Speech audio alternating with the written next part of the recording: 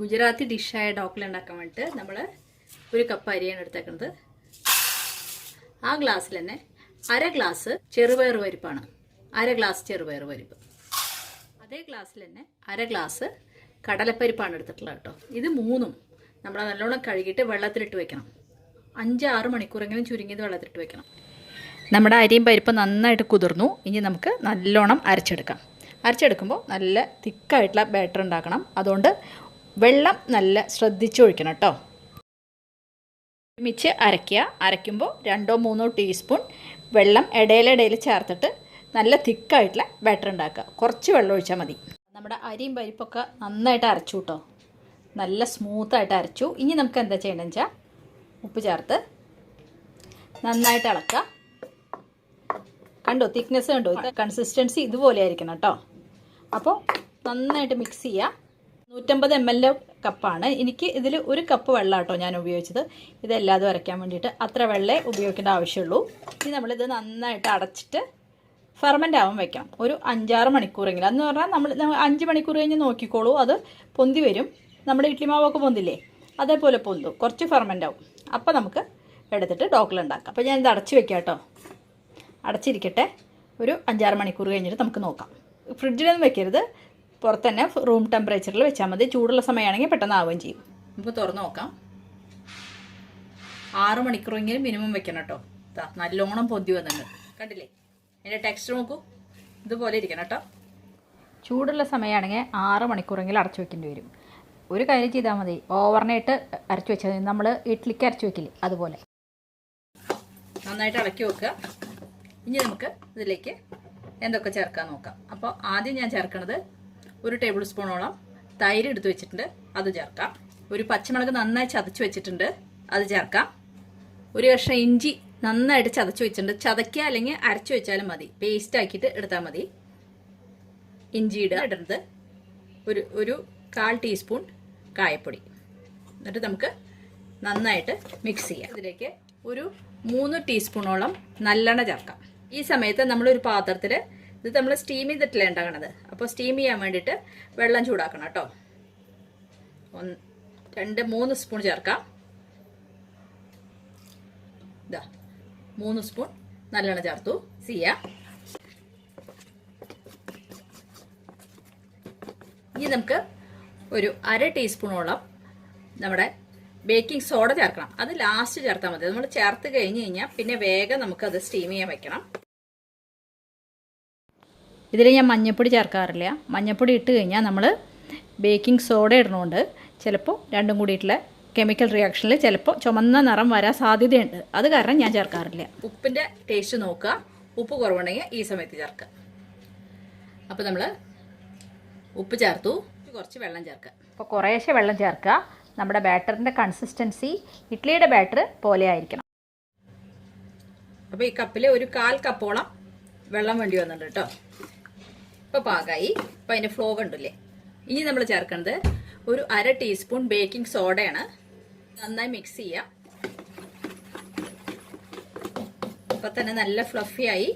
ഇനി നമുക്ക് പെട്ടെന്ന് സ്റ്റീം ചെയ്യാം. നമ്മൾ ഏത് പാത്രത്തിലാണോ സ്റ്റീം ചെയ്യണത് അതിലേക്ക് നമുക്ക് 1 സ്പൂൺ റിഫൈൻഡ് ഓയിൽ ഒഴിച്ചു കൊടുക്കാം. ഏതെങ്കിലും എണ്ണ ഒഴിച്ചു കൊടുക്കാം. നന്നായിട്ട് സ്പ്രെഡ് ചെയ്യാം. ഇനി ഒരു കാര്യം ശ്രദ്ധിക്കാനുള്ളത്, ഫുള്ളായിട്ട് ഒഴിക്കരുത്. ഒരു 1/4 പാത്രം ബാറ്റർ നമ്മൾ ഇതിൽ ചേർക്കാൻ പാടുള്ളൂ. അപ്പോൾ നമുക്ക് ബാറ്റർ ഒഴിക്കാം.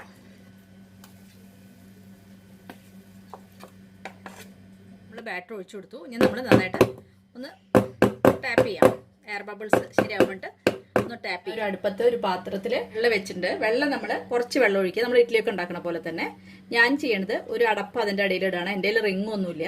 അതിൻ്റെ മുകളിലാണ് നമ്മൾ നമ്മുടെ ബാറ്റർ വെക്കാൻ പോണത്. അത് ചെരിയാണ്ടിരിക്കാൻ വേണ്ടിയിട്ട് നേരെ പരന്ന അടപ്പ് ഏതെങ്കിലും ഇട്ട് വയ്ക്കണം. നമുക്ക് ഡോക്ല അടച്ച് വെക്കാം. അടച്ച് വെച്ചിട്ട് ഒരു 20 മിനിറ്റ് നേരം നമുക്ക് കുക്ക് ചെയ്യണം. 20 മിനിറ്റ് കഴിഞ്ഞാലേ നമ്മുടെ ഡോക്ല നന്നായിട്ട് വെന്ത് പാകാവുള്ളൂ. അപ്പോൾ ആദ്യം 20 മിനിറ്റ് നേരം നമുക്ക് കുക്ക് ചെയ്യാം. ആദ്യം കുറച്ച് തീയ് ഹൈയിൽ വെക്കുക. അത് വെള്ളം തിളയ്ക്കാൻ തുടങ്ങി കഴിഞ്ഞാൽ തീ താത്തി വെക്കുക കേട്ടോ. അപ്പോൾ 15 മിനിറ്റ് കഴിഞ്ഞു. 15 മിനിറ്റ് കഴിഞ്ഞാൽ ഒന്ന് ചെക്ക് ചെയ്ത് നോക്കാം. ആയില്ലെങ്കിൽ നമുക്കൊരു 5 മിനിറ്റ് കൂടി വയ്ക്കാം. അത്രേ ഉള്ളൂ. അപ്പോൾ നമുക്ക് തുറന്ന് നോക്കാം. നന്നായി പൊങ്ങി വന്നു കണ്ടോ. നമുക്കൊന്ന് കുത്തി നോക്കാം. ഒന്നും കൂടി ആവാണ്ട് ഒരു 5 മിനിറ്റ് കൂടി നമുക്ക് വെക്കാം.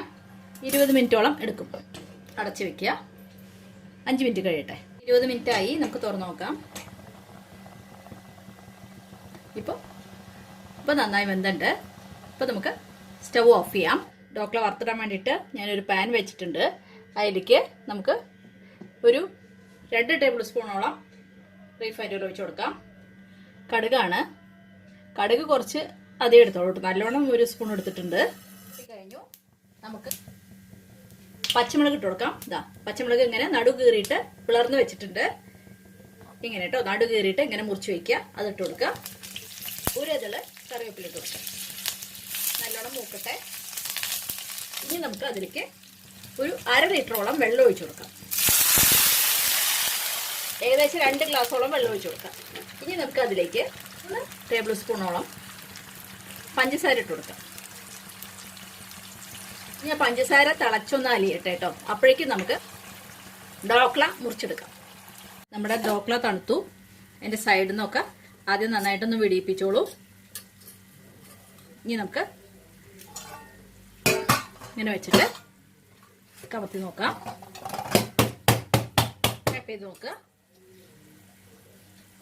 ഇതാ നമ്മുടെ ഡോക്ല തയ്യാറായി. നല്ല സ്പോഞ്ച് പോലുള്ള ഡോക്ല കണ്ടോ.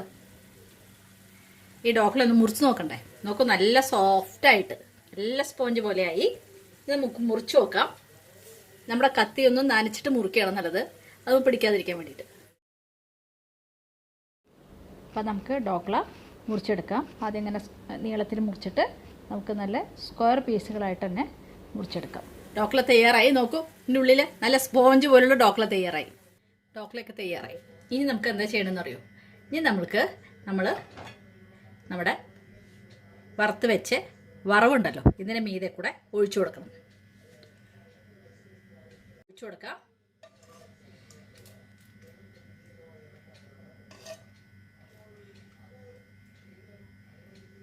നല്ല ടേസ്റ്റ് ആട്ടോ കഴിക്കാൻ. കുറച്ച് പുളി, കുറച്ച് മധുരവും. ഇതിൽ നമ്മൾ പഞ്ചസാര ഇട്ടുണ്ടല്ലോ, അപ്പോൾ പഞ്ചസാര ഇട്ടുണ്ട്. പിന്നെ എരിവുണ്ട്, പച്ചമുളക് ഇഞ്ചിയൊക്കെ ഇട്ടുണ്ടായിരുന്നല്ലോ. അപ്പോൾ എരിവുള്ള നല്ല ടേസ്റ്റുള്ള നമ്മുടെ ഡോക്ല തയ്യാറായി. അപ്പോൾ നമ്മുടെ വറവ് നമ്മൾ എല്ലാ ഡോക്ലയുടെ മുകളിലും എല്ലാ കഷ്ണങ്ങളുടെ മുകളിലും ഒഴിക്കണം കേട്ടോ. അപ്പോഴേ നല്ല എരിവും മധുരവും ഒക്കെ അതിൽ പിടിക്കുള്ളൂ. അങ്ങനെ ഒഴിച്ചിട്ട് 2 മിനിറ്റ് വെച്ചിട്ട് നമുക്ക് സെർവ് ചെയ്യാം. നമ്മുടെ ഗുജറാത്തി ഡോക്ല തയ്യാറായി. നല്ല ടേസ്റ്റായി കഴിക്കാൻ. എല്ലാവർക്കും ഇത് ഇഷ്ടമാവും. നല്ലൊരു സ്നാക്കാണ്. പിന്നെ ബ്രേക്ക്ഫാസ്റ്റ് ആയിട്ടൊക്കെ നമുക്ക് ഉണ്ടാക്കി കഴിക്കാം. അപ്പോൾ എല്ലാവരും ചെയ്ത് നോക്കണം. ഇതുമല്ല, നല്ല ഹെൽത്തി ഫുഡുമാണ്. സ്റ്റീംഡ് ആണല്ലോ. എല്ലാവർക്കും ഇഷ്ടപ്പെടുകയാണെങ്കിൽ എൻ്റെ ചാനൽ ലൈക്ക് ചെയ്യാനും സബ്സ്ക്രൈബ് ചെയ്യാനും അതുപോലെ ഷെയർ ചെയ്യാനും ഒന്നും മറന്നു പോകരുത്. അതുപോലെ എല്ലാവരും കമൻറ്റ്സ് എഴുതണം, ഡിമാൻഡ്സും എഴുതണം. അതുപോലെ സബ്സ്ക്രൈബ് ചെയ്യുമ്പോൾ കാണുന്ന ബെല്ലൈക്കൺ നിങ്ങൾ പ്രസ് ചെയ്താൽ ഞാൻ അപ്പോൾ ഇടുന്ന വീഡിയോസ് നിങ്ങൾക്ക് കിട്ടുന്നതായിരിക്കും. അപ്പോൾ എല്ലാവരും ഒന്ന് ചെയ്ത് നോക്കൂ കേട്ടോ.